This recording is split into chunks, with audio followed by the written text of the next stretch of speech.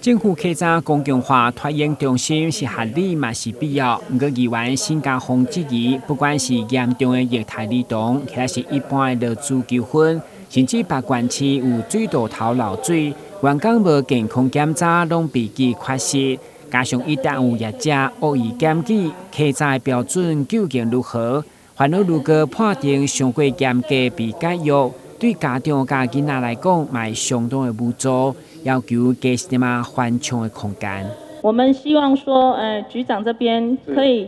希望可以争取到说，因为我们幼儿园他们违规的话是有一个缓冲期，可以先要求改善。如果要取消，也是在下一个学期才会取消他们的资格了哈。希望也可以向中央建请有这样的弹性空间，让托婴中心可以有这样的调整，有一些空间的调整来改善，不然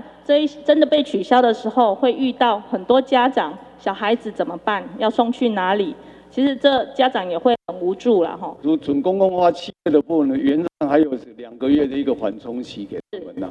，2个月缓冲，但是他实质上已经被劳工局认定他是违反劳基法了嘛，所以还是会解约。但是虽然2个缓冲，但是家长还是很无助啊。算是高龄产妇的新加坡已经生第4胎，除了感受公共化托婴中心对父母减轻压力的需求，嘛进一步要求市府感受新手妈妈辛劳，除了肯定将第1胎补助6000增加到1万，嘛希望第5胎才发到补助5万津贴的，会当提早到第4胎的补助，因为现在生到第5胎真正是少数。台湾新闻，阮子林根采访报道。